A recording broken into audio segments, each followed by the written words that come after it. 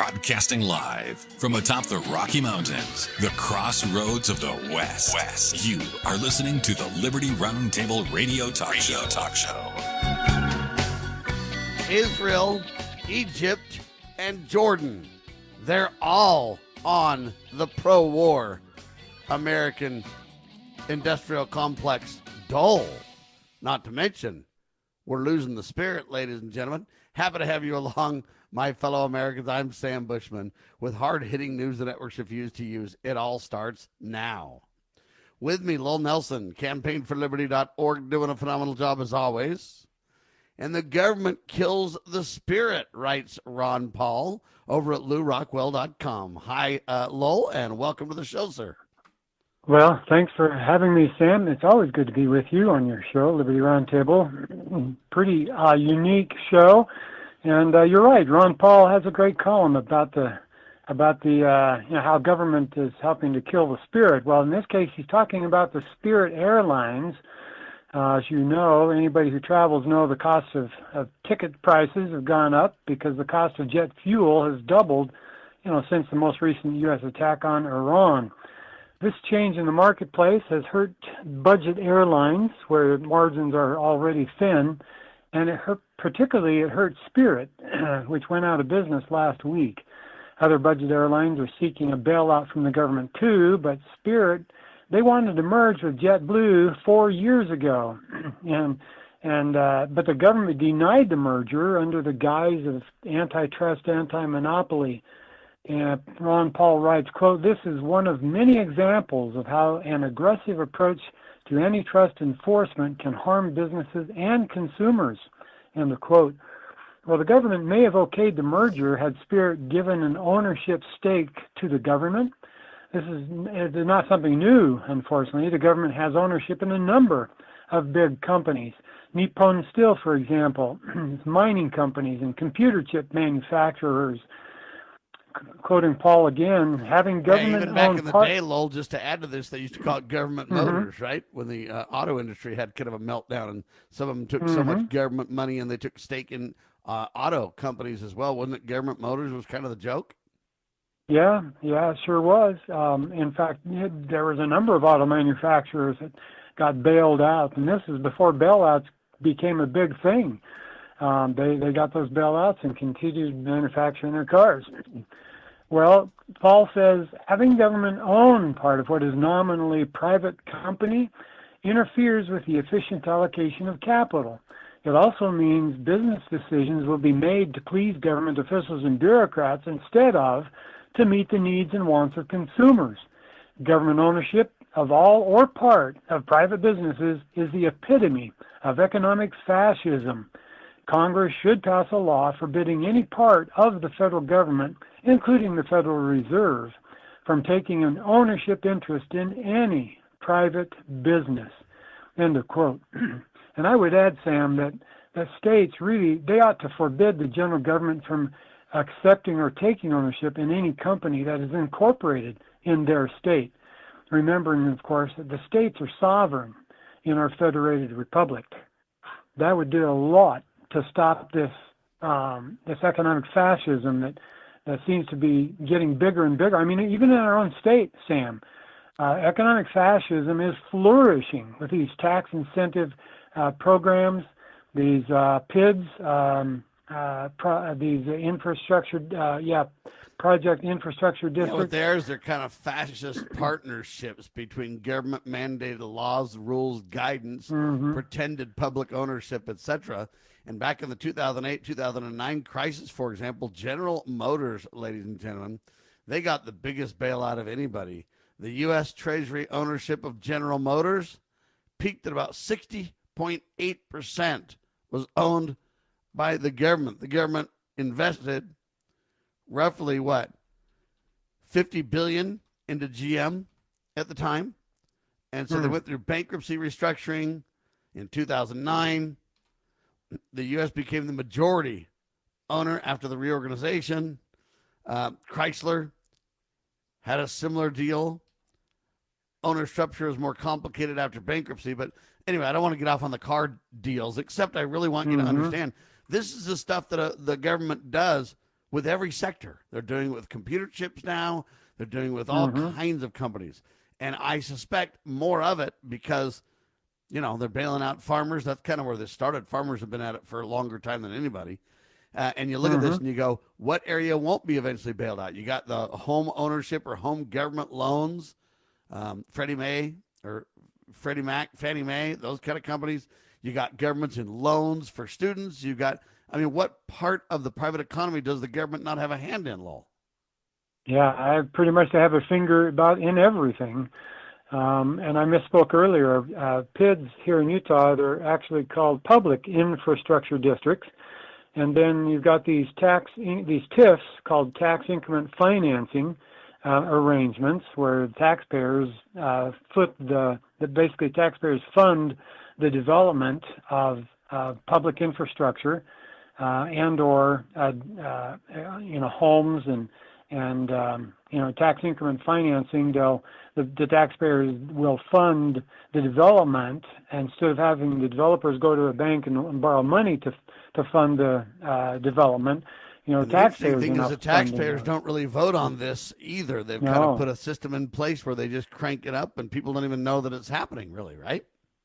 You could even move into a PID without knowing it, and your payment to the PID, the tax on you because you belong to a PID, might exceed your monthly mortgage payment. Might exceed your annual property tax assessment. These are huge outlays required of the taxpayers, and it's oppressive. And we're trying to get the word out to as many Utahns as possible to watch out for these PIDs, public infrastructure districts. If you're going to move into an area, you better check with the county clerk to see whether or not the area you're buying is really a PID. Whether it's in a PID or not, ladies and gentlemen. Look, the cost of jet fuel has doubled since the most recent attack on Iran. Gas costs on the average now $4.52 a gallon, and they say it's going to go up more, Lowell. Yeah, they sure do. And so that's crushing the airlines. We talked about Spirit Airlines. Now, the interesting thing is James Hickman, who's co-founder of Shift Sovereign, he sends me an email like every week or so. I like reading what he writes. He gave me a real practical, inside baseball maybe is what you might call this thing that happened to Spirit Airlines. And he first talks about the reasons for the passage of the Clayton Antitrust Act of 1914, because that was the law that prevented Spirit from merging with JetBlue, ostensibly anyway. That's the reason the government threatened to prevent the merger. And he writes, quote, "For starters, it's important to point out that the officers, managers, boards of directors, and shareholders of both JetBlue and Spirit Airlines all agreed to the merger." This was 4 years ago. But then do-gooders like Elizabeth Warren opposed the merger. Hickman called them idiots. I was a little more polite than that. But ultimately, the case was decided in federal court by Judge William Young. And James Hickman read the entire 113-page opinion, and he has this to say about the opinion. He summarized it saying that Judge Young questioned whether it was appropriate for JetBlue to take on such a large amount of debt to consummate the merger. What in the world? It's a business decision. Why would a judge step in like that, Sam, and stop a merger? If JetBlue's willing to purchase Spirit and to take on that amount of debt, why not let them? It was a business decision. That, but that's the problem is the government thinks they need to be involved in everything. And here's what happened as a result. They created a moral hazard by the government manipulating the market. Now you've got basically Spirit that has melted down. I'm sure the taxpayers are going to take a beating over that. So are the investors and everybody else. Now JetBlue, the second this happened, JetBlue started launching flights, literal flights out of, I think it's, anyway, it's in southern Florida. I'm trying to remember the city now.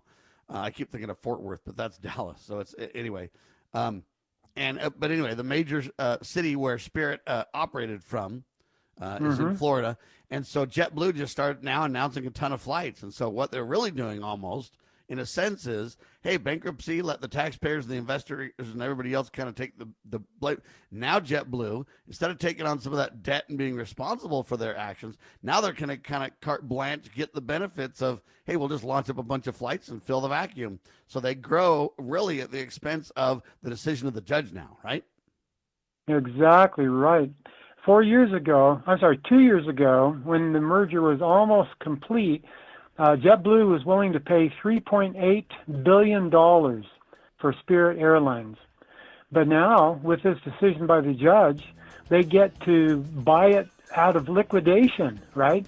And so instead of paying $3.8 billion, they're going to pay, I don't know, maybe only millions for Spirit Airlines. All right, hold on. We got to take a quick break. We'll do it. We'll be right back.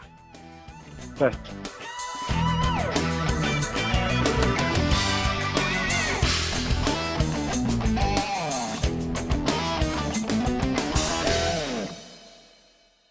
Attention collectors and savvy investors. We are excited to announce a momentous evolution in our journey. Introducing Free Water Coin Company, formerly known as Rust Coin and Gift. This rebranding takes us back to the very roots of where it all began. Free Water, Oregon. It's a tribute to the legacy of Al Rust and a celebration of 3 generations of dedication to excellence in the world of coins and precious gifts. Al, Brian, and Jake Rust standing strong through 64 years of service. Discover a world of exceptional service at Free Water Coin Company, your premier destination for genuine, honest money and precious gifts. Under Brian's expert guidance, Free Water Coin Company, building on the legacy of Rust Coin and Gift, continues its tradition of trust and excellence. Visit us at our Provo, Utah location. Explore our treasures online at freewatercoinco.com or call us at 801-377-1574. Free Water Coin Company, where your future is built one honest coin at a time. Are you watching what's happening in our country and asking, what can I do? Join the John Birch Society in Salt Lake City, June 6th, for a powerful one-day conference. The day includes a host of respected speakers, 2 meals, and meaningful connections. You'll gain clarity on the issues and walk away with practical steps you can take to your community. Reserve your seat today at jbs.org/SLC26. That's jbs.org/SLC26.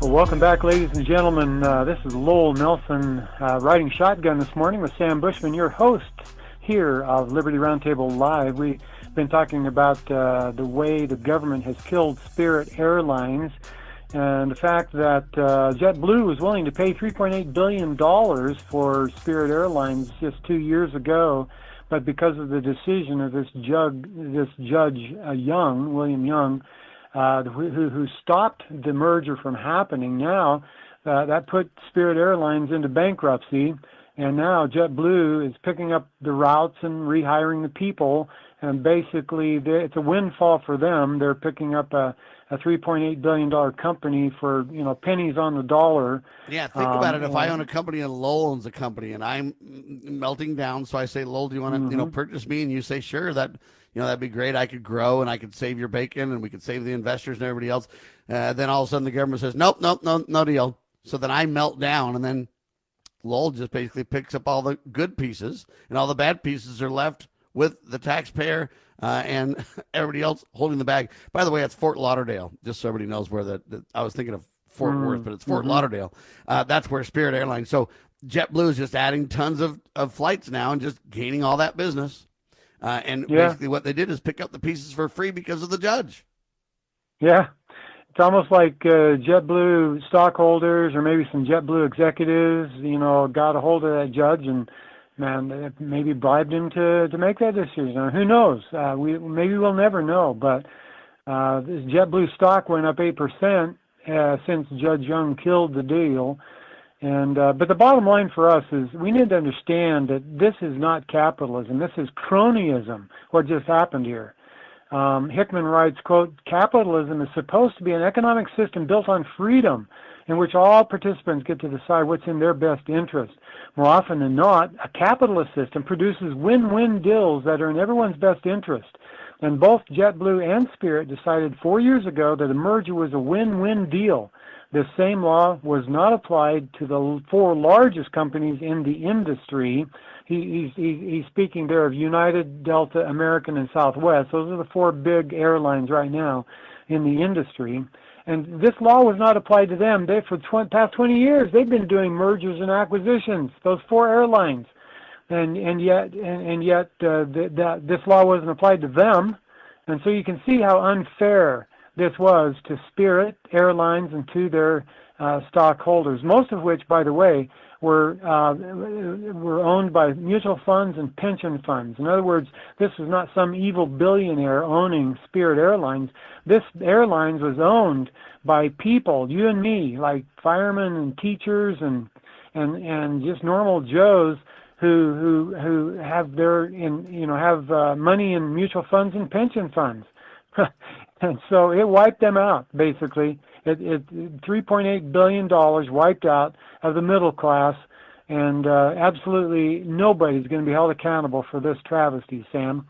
It's just terribly unfortunate. And we need to repeat this reality. Congress needs to pass a law forbidding the government, including the Federal Reserve, from taking ownership of these private businesses. We also need the states to prohibit the federal government for accepting or taking ownership of any company that's incorporated in their states. We really need to make that difference, folks. Ron Paul's right.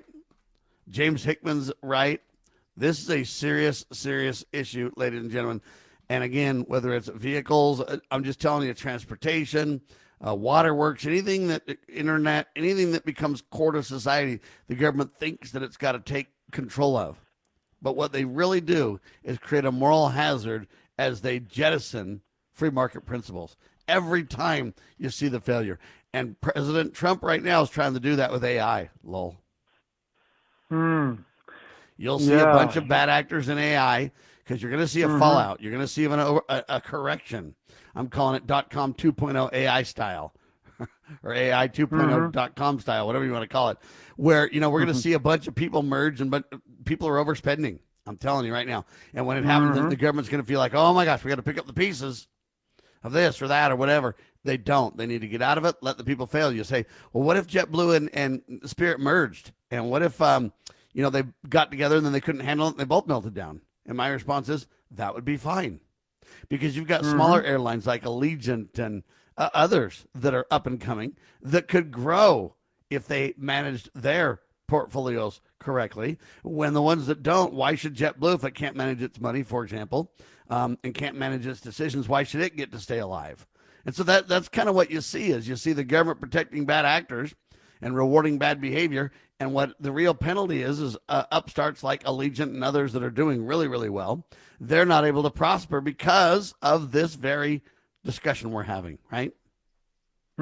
Absolutely right, Sam. Yeah, you hit it nail on the head there.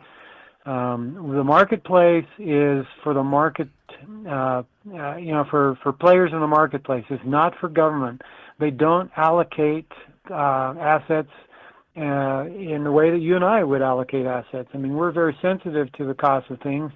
And so when we have a product or service, we put it in the marketplace. We are getting the very best products for the very best price we can get, and then passing those on to purchasers in the marketplace. Well, when government gets involved and they attempt to regulate the marketplace, or they stop business deals from happening, it just distorts the marketplace, and it's bad both for the producers and for the consumers, as we can clearly see in this case of the Spirit Airlines and JetBlue. Terribly unfortunate, Sam. And we just need government to butt out of the marketplace. And since bad actors in government won't rein in themselves, it's up to you and I to rein them in, ladies and gentlemen. Think about that come midterms. Think about that whenever you think about the proper role of limited constitutional government. Brian McGlinchey in the news. He's got some important things to say as the war continues to go on and sadly possibly even escalates. Lowell? Well, and we mentioned this last week, the Ron Paul Institute of Peace and Prosperity Spring Conference. just 2 weeks ago, some excellent speakers, and one of them was Brian McGlinchey.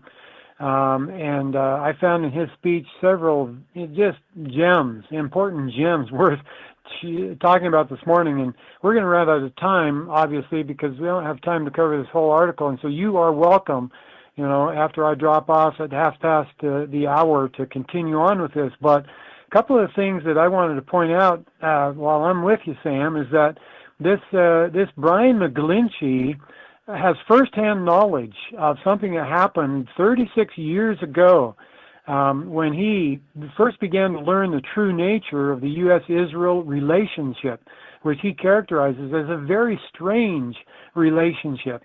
Well, it turns out that in December of 1989, the United States invaded the Republic of Panama to oust its leader, General Manuel Noriega, who had outlived his usefulness to the empire, meaning the U.S. empire.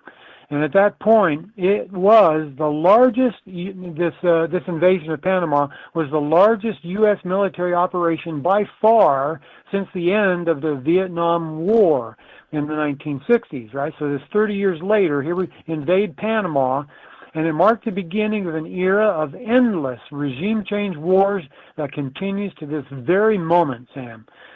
And they called it Operation Just Cause. Before it was over, 23 American service members lay dead, 325 wounded. And so it wasn't, it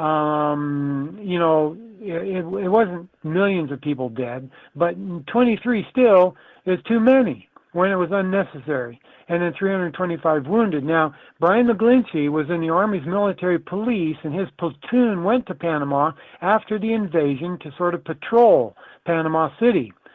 Well, he had a very interesting conversation with a major in the Panamanian Army who was in the battle on the night of the invasion. And what did this major tell Brian McGlinchey? He told him, quote, "We knew you were coming. The Israelis told us," end of quote. Wow. And so Panamanians, they knew that the American invasion was about to occur because the Israelis tipped them off. Well, this U.S.-Israel relationship is weird. It's a strange relationship. In fact, the Israelis were the ones that attacked the USS Liberty in 1967, killing 34 service members, wounding 170. And we look back on this now and we think, it must have been a mistake. But Brian McGlinchey says straight out, quote, "This was not some ill-considered shot in the middle of the night. This was a prolonged, multi-wave attack on a clearly marked ship in broad daylight using a succession of bombers and torpedo boats," end of quote. And so this is certainly a very strange relationship for the United States to be in bed with Israel, who is now, this is little country hosting 0.12% of the population of the world, and they're the tail that's wagging the dog, the U.S., the big dog, U.S. that the U.S. is, right? Well, and so this McGlinchey, he was talking at the conference 2 weeks ago, and he was talking about these things. He says, quote, one in which speaking about this relationship between U.S. and Israel, quote, "one in which the largest economic and military power the world has ever known subordinates itself to a tiny country that would otherwise be almost entirely inconsequential, not only systematically redistributing its own wealth to that tiny well-off country, but unconditionally embracing that country's geopolitical agenda and taking extreme actions on behalf of that country in a way that causes immense harm to its own interests, while also inflicting death, displacement, and despair on millions of innocents," end of quote. Sam, and McGlinchey goes on and on. You're welcome to carry forward on this article when I drop off, but I'm telling you that McGlinchey shares a number of important gems in his speech to the Ron Paul Institute conference 2 weeks ago. All right, ladies and gentlemen, I just caught the ball over the middle. We shall continue. I'm Sam Bushman. Thank you, Lowell Nelson. CampaignForLiberty.org. I'm Sam Bushman. God save the Republic of the United States of America.